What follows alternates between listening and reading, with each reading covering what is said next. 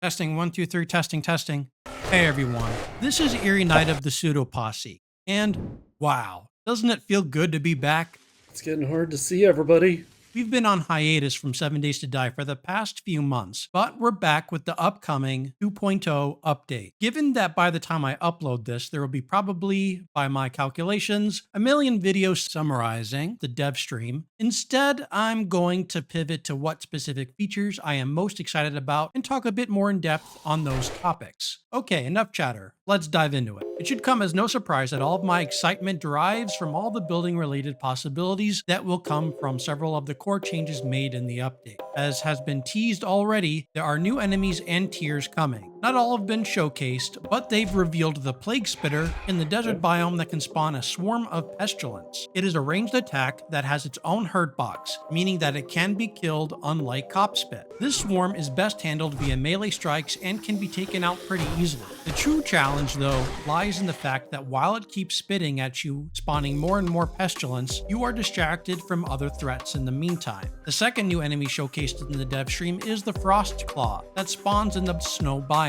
It also has a ranged attack that does heavy amounts of AoE damage if receiving a direct hit. It moves pretty fast as well, so we can close the distance rapidly. It bears mentioning that the other advanced biomes beyond the Pine Forest will have some sort of specialty monster that has yet to be revealed. Furthermore, the Fun Pimps have also mentioned that they can spawn in hordes. Whether you need to be within that particular biome for that special enemy to spawn, or if they can spawn in any horde as long as the minimum game stage requirement is met, all of that is to be determined. Regardless, base designs in some shape or form will need to be designed to handle these new threats, which I'm super excited about. New enemy tiers beyond Radiated are also being added, which include charged zombies, which are colored in blue. They all have more hit points and can change direction more quickly, as well as attack at a higher frequency. The Fun Pimps also mentioned an unspecified resistance to something, whether they have resistance to knockback or, more likely, electricity, since they are charged. Imagine hordes of zombies that are resistant to electric fence posts, a frightening prospect for late game horde designs. And beyond the charged tier is the Infernal, which are colored in orange. It wasn't made clear if they have all of the same bonuses as charged plus extra,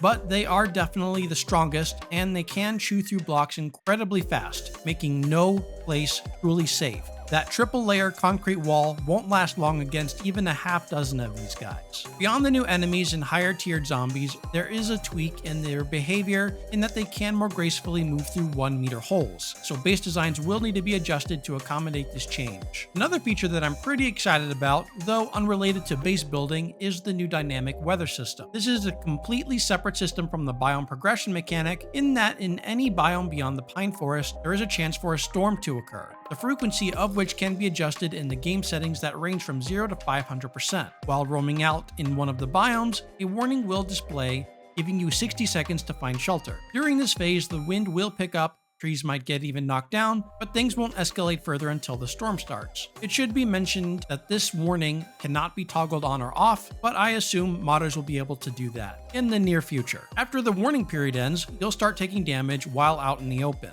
Only shelter under a roof structure will protect you. You could in theory try to power heal through the damage while you make your move to either escape the biome or find a place to hunker down, but you'll need to move quickly as even vehicles won't protect you from the elements. As the biome difficulty increases from burnt forest to desert, snow, and wasteland, the storms will also increase in ferocity as their duration and damage will increase. I think this feature can definitely add more emergent gameplay and force you to adapt your playstyle while you're out doing something or even while you're at home. Say for example, you're adding an expansion to your horde base for the next horde when suddenly a storm hits forcing you to stop building. It could become risky making last minute horde base repairs or additions as you might get caught unaware, forcing you to do a horde with incomplete repairs made. All in all, I'm pretty excited to get my hands on the update. There are other cool things like performance improvements, better random world generation, really awesome looking tier 5 wilderness POIs, so you'll have to discover all of that for yourselves on Monday when the experimental build opens up for everyone. Now obviously by now you notice I didn't cover the whole biome progression system, and I have to admit I am a bit lukewarm on that new mechanic. I'm not going to discuss that in detail here. As I said in the beginning, I'm only talking about what I'm most excited about. All I will say is that I will keep an open mind on it and will wait to judge how it feels once I get the chance to play it. Speaking of getting a chance, I'm proud to announce that I'll be participating in the Streamer Weekend event for the first time ever. More details to follow as to when I'll be streaming and where and how you can watch it. Keep an eye out for a community post here on YouTube for more details. But I am definitely looking forward to streaming for the first time. If you've got any suggestions for things you'd like to see in the upcoming stream, share it in the comments below. As always, thanks for watching, guys. Give the video a like if you are hyped for the update, like our 7 days content, or just want to help us out and let the YouTube algorithm run wild. And if you aren't subscribed, what are you waiting for? Hit that button and tap the bell for notifications. Lastly, Taco Bear and I want to thank all of our wonderful Patreon members whose generosity keeps our channel growing strong. Love you all.